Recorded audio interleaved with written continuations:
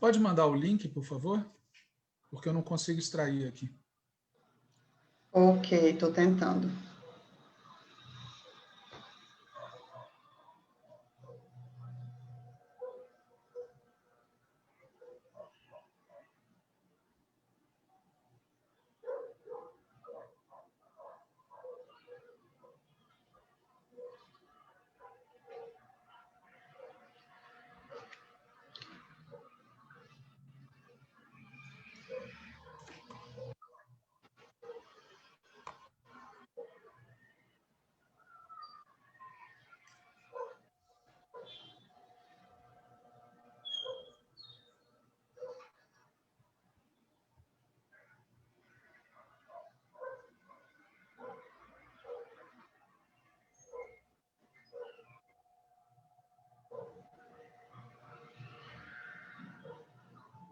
Mandei, Walter.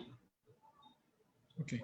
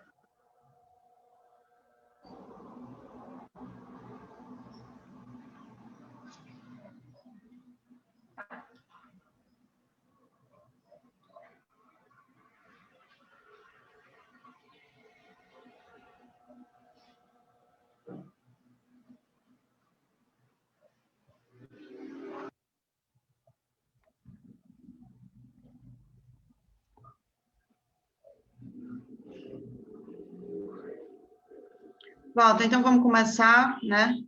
Enquanto você vai distribuindo aí o link, eu vou abrindo aqui o nosso programa. Quero dar boa noite para todo mundo que está assistindo, o programa Antivírus. Como eu sempre digo aqui no início, antes de começar, esse é o programa que a gente faz para debater conjuntura, né, temas da conjuntura, a conjuntura de uma forma geral, algum tema específico. Nas últimas semanas, meses, né, pelo menos aí nos últimos 2 meses, a gente se dedicou a comentar sobre as eleições, sobre diversos aspectos das eleições, das campanhas, informes, relatos sobre, enfim, quantidade de candidaturas, conteúdo das candidaturas. E agora, passado o segundo turno, a gente vai dar início, né, vai fazer no dia de hoje um balanço, né, uma prévia aí de um balanço que a gente está elaborando acerca do resultado das eleições, né? E eu queria começar pelos fatos, relatar um pouco dos fatos que aconteceram nessas eleições, né? Primeiro, nas 5 capitais onde a esquerda estava disputando, a gente ganhou em apenas uma, com o PSOL em Belém. O PT perdeu em Recife e Vitória, que eram as duas que o PT estava disputando, o PCdoB perdeu Porto Alegre e o PSOL perdeu em São Paulo, né? A esquerda não governava nenhuma capital, atualmente. O que aconteceu em 2016 é que o PT venceu a eleição para prefeito em Rio Branco, né, mas o prefeito renunciou em 2018 para disputar o governo estadual e perdeu. A vice desse prefeito petista era do PSB, né, governou na prefeitura até 2020 e agora foi candidata à reeleição e também perdeu para o PP, isso em Rio Branco. Então, a partir de 2021, né, só vai ter uma capital governada pela esquerda, que é Belém, com a chapa PSOL-PT. muita gente tem falado que é a primeira vez desde que o PT, desde a redemocratização, que o PT não governa nenhuma capital, de fato é isso, né? E aí, só fazendo essa retrospectiva, em relação a Rio Branco, nós ganhamos em 2016, mas teve a renúncia em 2018. Então, das outras 15 cidades onde tinha esquerda no segundo turno, em todas as outras, quem estava disputando era o PT, né? Era o Partido dos Trabalhadores. E nessas 15, a gente ganhou em 4. Mauá, em São Paulo, Diadema, em São Paulo, Juiz de Fora e Contagem, em Minas Gerais. Então, 2 em São Paulo, 2 em Minas Gerais. E perdemos em 11 cidades.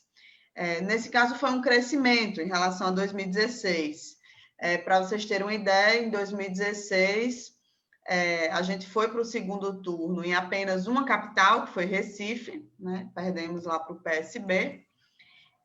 E também em 2016, a gente foi, o PT, para o segundo turno em apenas 6 cidades com esse perfil de médias cidades não capitais, onde tem segundo turno. E não ganhamos em nenhuma.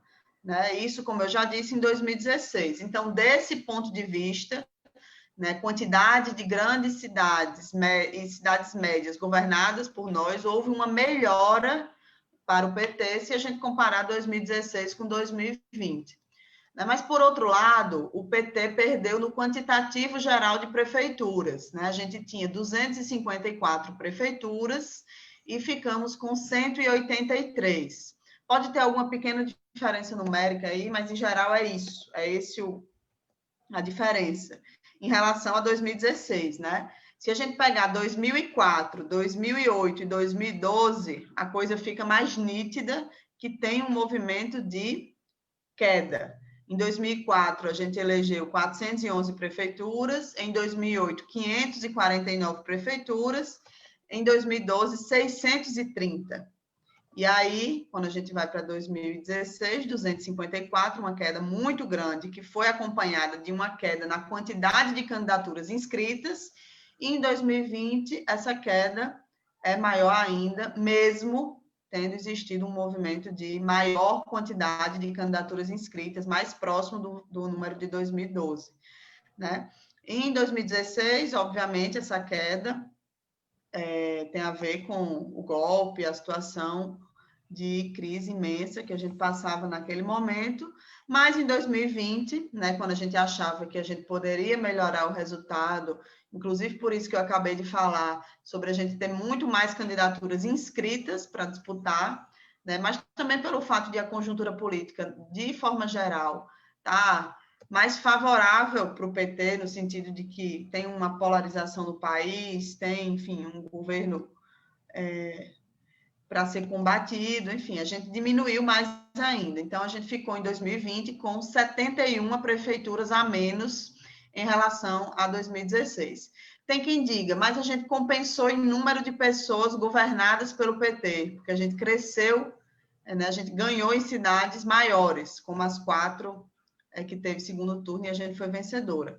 Mas pelos cálculos feitos até agora, isso não é verdade, né? A gente ficou praticamente com o mesmo número de pessoas governadas pelo PT, ou seja, as vitórias nas médias cidades, que não são capitais, não, digamos assim, compensaram as perdas nas cidades menores, nesse aspecto de número de pessoas, de população governada pelo Partido dos Trabalhadores.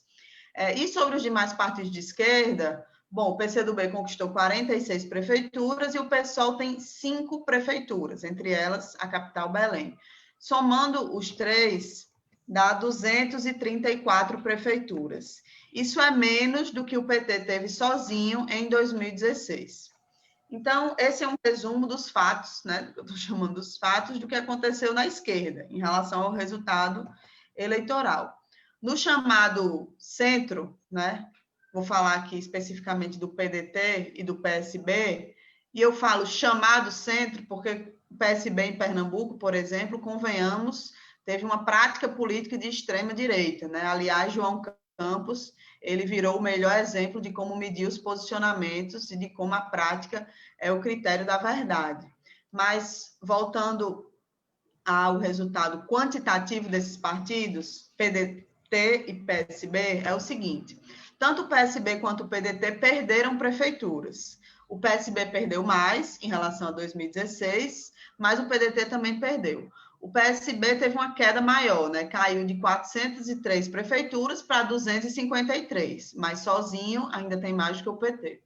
E o PDT segue mais ou menos na mesma média quantitativa desde 2004, na casa das 300 e poucas prefeituras. Sendo que o PDT vai governar duas capitais, Aracaju e Fortaleza, e o PSB também vai governar duas capitais, que é Recife e Maceió, né? E tem capitais importantes aí do Nordeste sendo governados por esses dois partidos. Então, esse é o cenário, digamos assim, do centro. Tem outros partidos que poderiam ser incluídos aí, mas eu resolvi falar só do PDT e do PSB. Agora, eu queria falar um pouquinho da direita, né? Na direita, o que aconteceu, como, enfim, todo mundo está falando, foi um crescimento de uma forma geral, né? O DEM, o PP, o PSD, o PL aumentaram em número de prefeituras, né? Lembrando que se trata dos partidos que são os herdeiros da Arena, né? Que estão crescendo aí nas eleições municipais.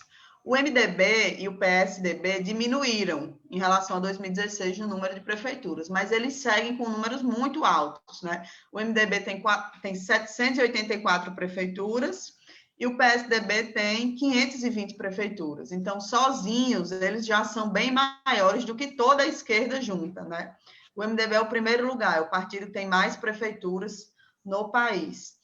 E vai governar 5 capitais, né? Boa Vista, Teresina, Cuiabá, Goiânia e Porto Alegre vão ser governadas pelo MDB.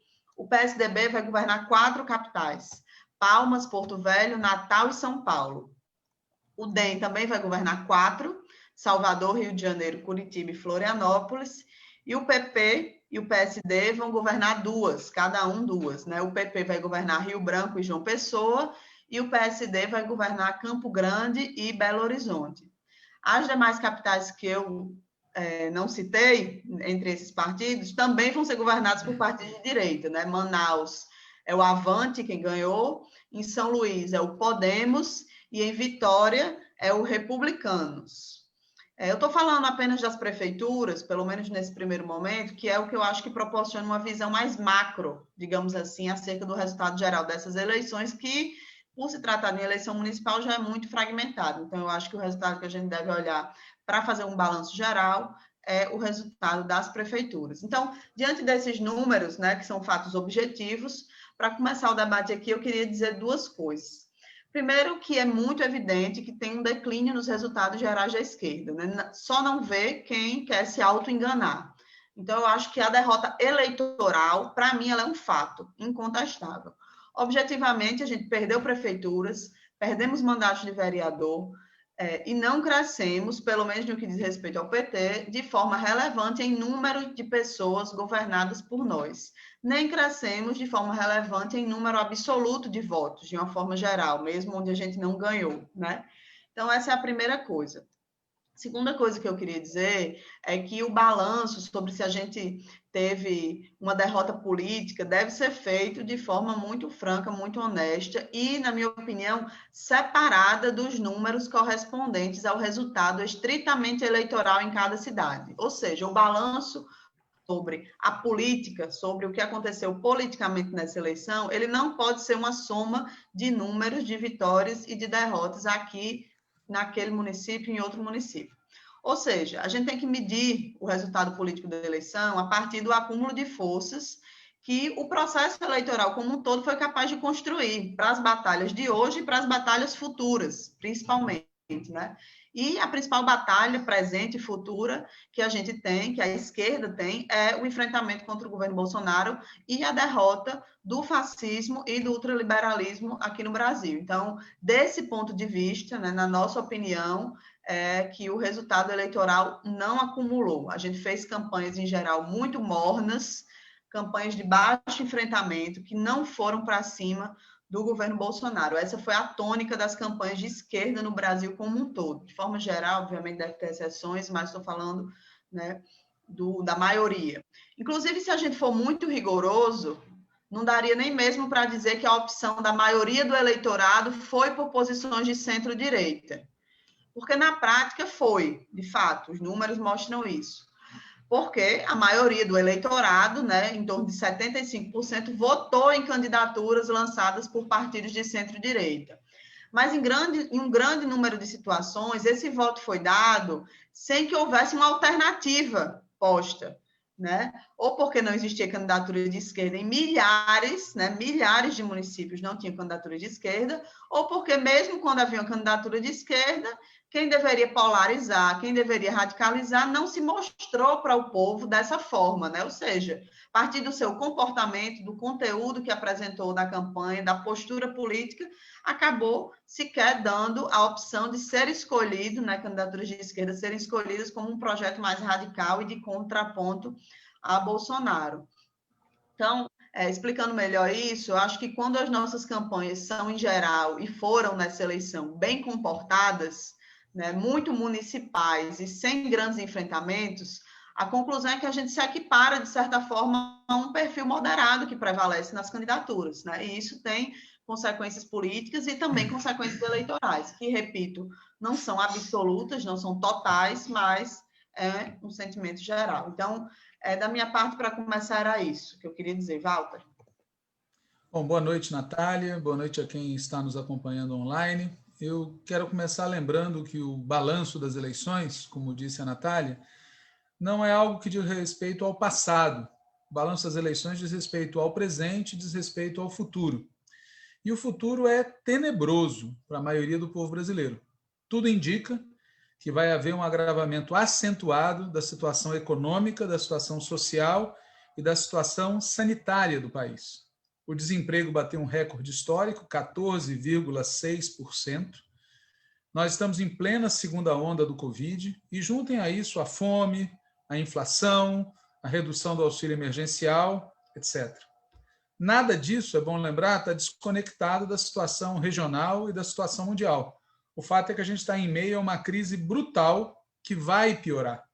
E a pergunta é, o resultado das eleições municipais ajuda o povo a enfrentar essa crise?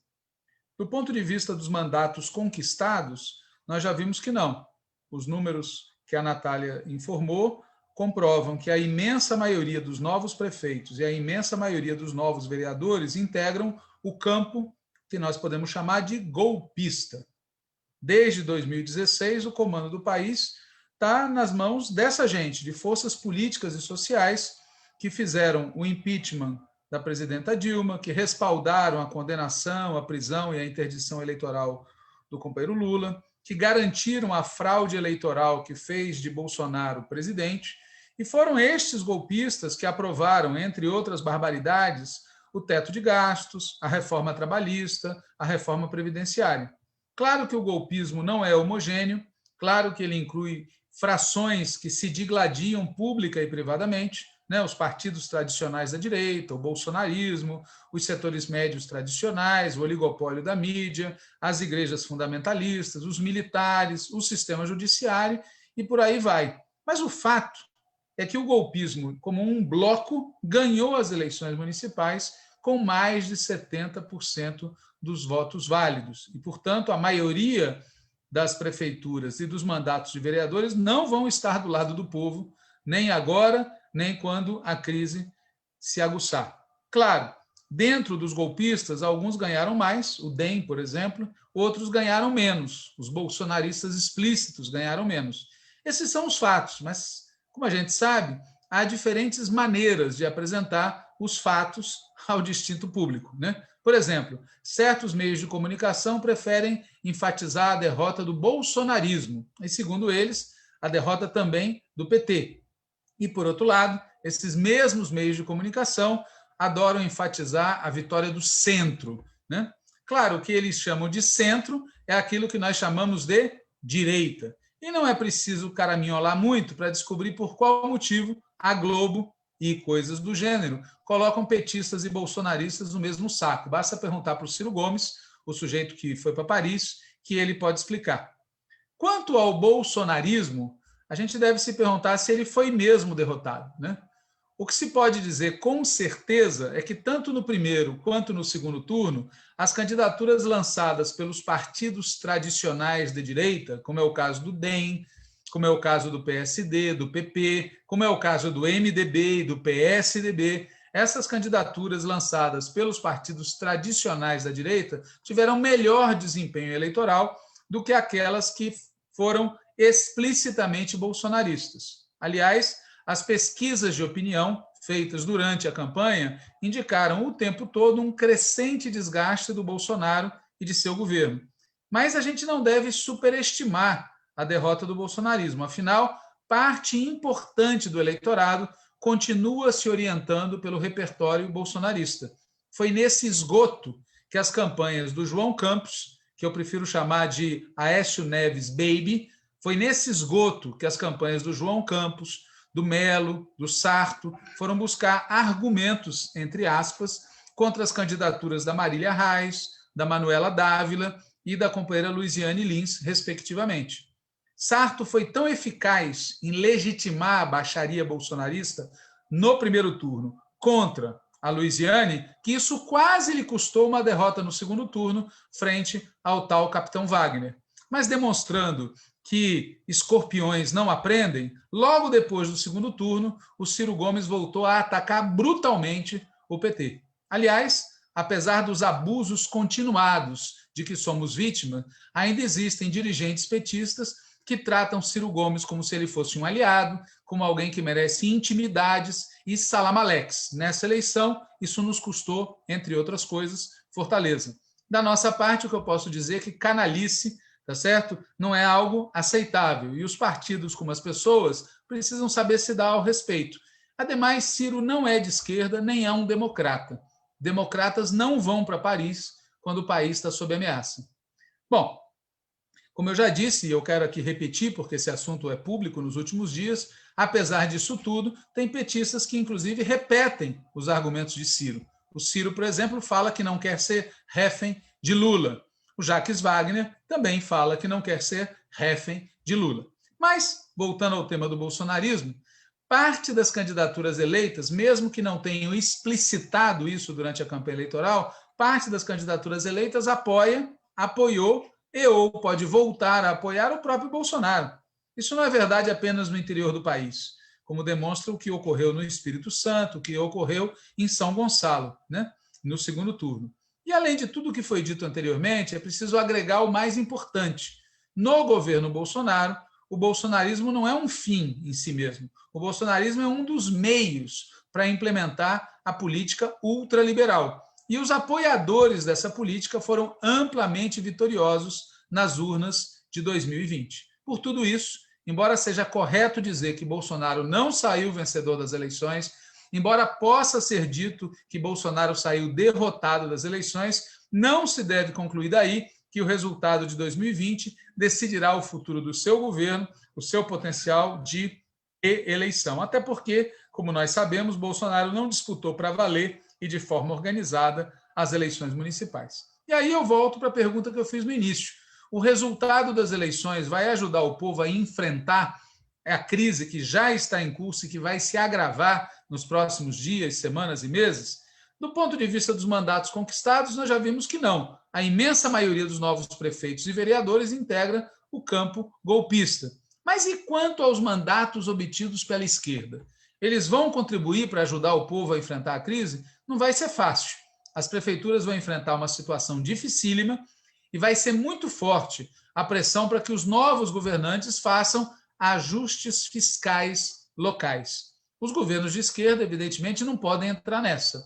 E o mais importante é que a esquerda como um todo, especialmente nas cidades, é certo, que nós governamos, mas também nas que nós não governamos, a esquerda tem que fazer oposição, né? Não apenas a Bolsonaro, não apenas aos governos estaduais do campo golpista, mas também aos novos governos municipais, conquistados pela velha e pela nova direita.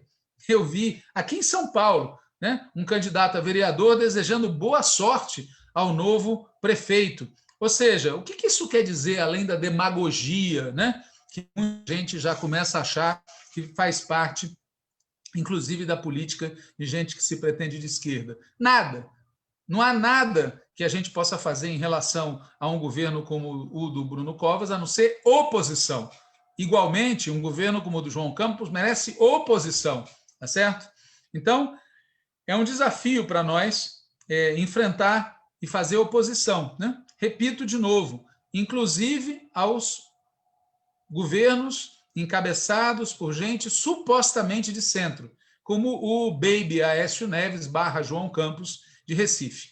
E aí a gente precisa falar claro, né? Se na campanha eleitoral a gente não fez polarização clara, nós vamos conseguir fazer agora, né? Esse é o desafio, né? Caso a oposição de esquerda ela atue em 2021 com o mesmo freio de mão puxado com que nós atuamos em grande medida, em vários momentos, em 2019 e 2020, é perfeitamente possível que o cavernícola seja capaz de voltar a colher vitórias e é perfeitamente possível que o ultraliberalismo continue a massacrar o povo brasileiro. Em resumo, se a gente quiser espremer tudo, o resultado de 2020 comprovou mais uma vez que não há principal luta eleitoral institucional o impulso necessário para que o povo brasileiro derrote o bolsonarismo e derrote o ultraliberalismo. A gente conseguir alterar a correlação de forças do país, se faz necessário muito mais do que eleições, se faz necessário uma grande onda de lutas sociais. Sem isso, as eleições vindouras tendem a perpetuar a atual correlação de forças, sem prejuízo de pequenas inflexões à esquerda ou à direita.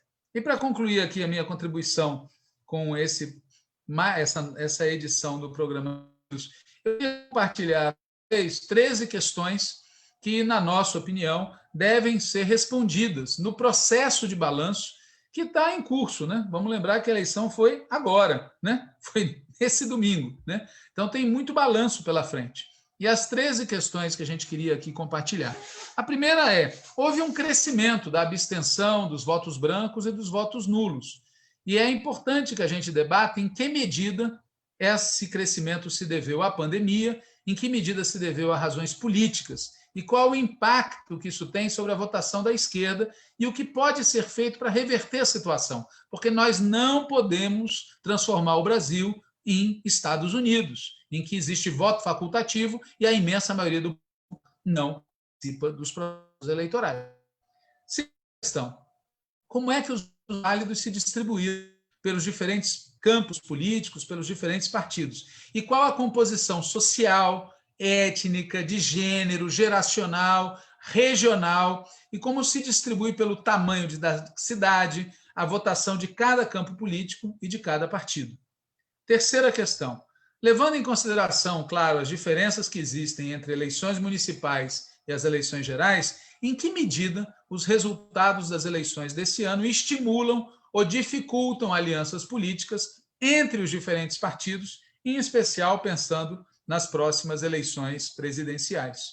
Quarta questão: qual o impacto das eleições sobre a disputa entre os diferentes setores da direita?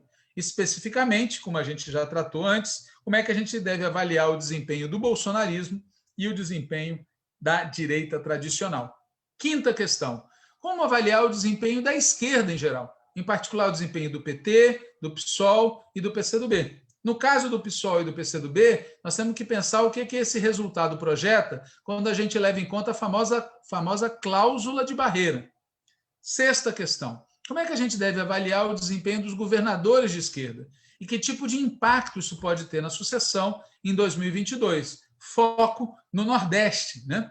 Como a Natália várias vezes chamou a atenção em outros programas, quando terminou as eleições de 2018, tinha gente que falava que havia uma tática Nordeste que seria o caminho certo para crescer. Pois bem, houve um teste agora da tática Nordeste. Qual é o balanço e que tipo de impacto isso vai ter sobre o desempenho dos governadores de esquerda nos próximos 2 anos e na sua sucessão em 2022. Sétima questão: como é que ficam as relações entre PT, PSB e PDT, tendo em vista o ocorrido nas eleições de Recife e o ocorrido nas eleições de Fortaleza, bem como tendo em vista as declarações anteriores e posteriores do Ciro Gomes, do Carlos Siqueira e da família Campos, em particular do Baby Aécio Neves, conhecido intimamente como João Campos. Oitava questão: como é que a gente avalia o fato de que no primeiro turno de 2020 quase 2/3 dos candidatos prefeitos, candidatos à reeleição, né, prefeitos que eram candidatos à reeleição, foram reeleitos. Ou seja, a taxa de reeleição no primeiro turno de 2020 foi superior à de 2016, por exemplo, em que só 40% obtiveram êxito. E foi superior, inclusive, à média. Desde 2000, ficava um pouco acima de 60%, mas foi uma das médias mais altas desse ano. E por qual motivo, sendo este o contexto, diminuiu o número absoluto de prefeituras petistas? Quer dizer, embora, como a Natália destacou, aumentou a nossa presença em cidades médias e grandes, e também como aumentou um pouquinho a nossa votação e o número de habitantes governados pelo PT, por que nesse contexto a gente perdeu tanta prefeitura? Né? O que aconteceu? Né? Prefeituras que já eram governadas pelo PT. Nona questão. Levando em conta que as eleições de 2020 foram as primeiras sem coligações proporcionais, como é que a gente avalia o desempenho dos partidos, especificamente do PT, nesse quesito? Todo mundo tem comentado que o PT reduziu o número absoluto de vereadores, ao mesmo tempo que aumentou o número de vereadores em médias e grandes cidades. Isso tem alguma coisa a ver com o tema das coligações proporcionais? Não tem? Qual a causa? 10ª questão. Levando em conta que em 2020 houve, pela primeira vez, fundo público para as eleições municipais, como é que a gente deve avaliar o impacto em geral disso e no PT em particular? Que conclusões tirar do fato de que em mais da metade dos vereadores eleitos nas cidades com mais de 200 mil habitantes foi financiada também por doações de empresários, especialmente do setor imobiliário e varejista. Aliás, é importante deixar isso claro, né? Tem fundo público, mas os milionários continuam pondo dinheiro, né? Tudo dentro da lei, nas campanhas dos seus queridos. Né? Questão número 11. Como é que a gente deve avaliar e como é que a gente deve enfrentar o antipetismo e outras expressões, né, do discurso da extrema-direita, como o discurso moralista anticorrupção, o discurso de ódio, o discurso de crítica dos costumes e dos valores, o preconceito contra pobres, trabalhadores, LGBTQI, negros, mulheres, assim como o fundamentalismo religioso. Como é que a gente avalia tudo isso, que muita gente coloca só na capa do antipetismo, né? Na verdade, é uma coisa mais ampla e com uma larga história no país. Como é que a gente avalia e como enfrenta isso como arma ideológica, política e eleitoral utilizada pela direita, especialmente na reta final, para mobilizar o que a gente pode chamar de exército de reserva eleitoral das candidaturas conservadoras? E como avaliar o emprego desta arma, mediada pelas chamadas fake news, inclusive por partidos e candidaturas que fazem parte do arco de alianças do PT? E eu repito aqui a questão, né? O PCdoB tem que nos explicar por que é que ele foi cúmplice, ativo ou passivo, da campanha anticomunista, porque esse é o nome, feito pelo Baby João Campos, ou melhor, Baby Aécio Neves / João Campos, em Recife. O PCdoB tem que explicar isso para o povo brasileiro e para a esquerda, porque nós do PT enfrentamos essa batalha em Recife, enfrentamos no Rio Grande do Sul, em Porto Alegre, para defender a companheira Manuela Dávila. Eram os mesmos argumentos, os mesmos ataques. 12ª questão.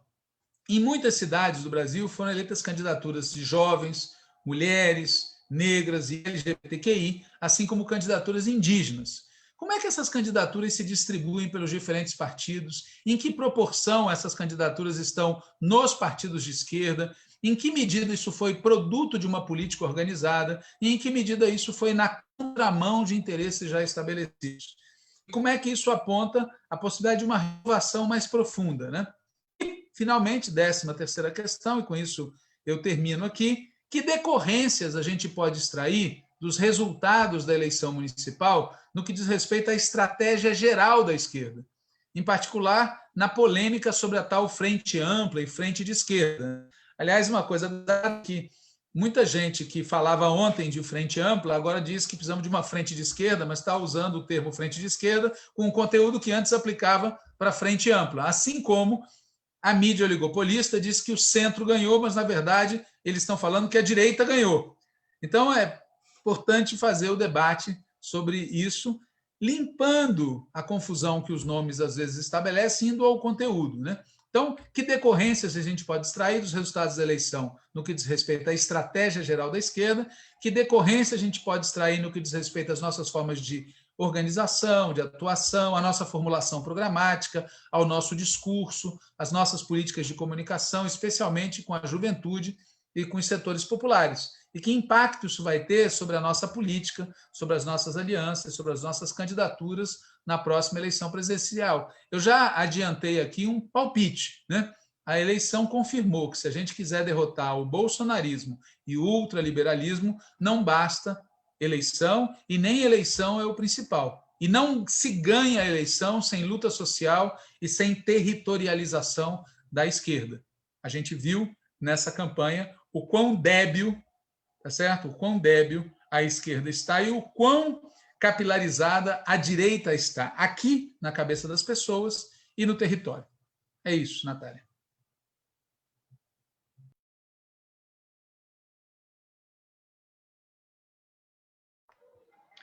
Ok, acho que é isso, né? Acho que essas e outras questões estão sendo alvo de diversos balanços, né? A gente tem acompanhado aí textos, lives, enfim. O Diretório Nacional do PT vai se reunir na segunda-feira, agora 7, então, no antivírus da próxima semana, a gente já deve estar trazendo aí o informe de como foi o debate no Diretório Nacional do PT, e antes disso, no domingo, às 6, nós vamos estar fazendo, na articulação de esquerda, uma plenária nacional para discutir também o balanço das eleições, né? Já tem vários feitos no quente, que circularam e estão circulando, inclusive um texto base nosso aí de acúmulo acerca do que das eleições, que vai servir de subsídio para a nossa plenária, e os balanços mais consistentes devem ser elaborados, né, e debatidos ao longo desse mês de dezembro, pelo menos até o final do ano. Então, por enquanto, né, por hoje, a gente vai encerrar por aqui, deixando, Walter trouxe aí essas 13 questões como espécies de provocações, né, para as nossas reflexões de balanço das eleições e também para pensar a nossa ação futura, especialmente no ano de 2021, né? Ano não eleitoral, que a gente vai ter que fazer muito. É isso. Walter, quer dizer mais alguma coisa? Só fazer um convite às pessoas, né? A Natália falou que no dia agora a gente tem uma plenária nacional da petista Articulação de Esquerda, no dia 7 tem reunião do Diretório Nacional do PT, e no dia 12 de dezembro vai haver uma atividade aberta de balanço das eleições de 2020 e de discussão sobre o futuro do PT. Então, isso vai ser bastante publicizado, vai ter a possibilidade de assistir pelo YouTube, e a gente quer convidar todo mundo que é petista e que queira contribuir nesse debate. Então, eu só queria acrescentar essa informação. Ok. É isso, gente. Boa noite. Obrigada a todo mundo que acompanhou. Comentem, compartilhem o link do programa e até a próxima quinta. Até. Um abraço.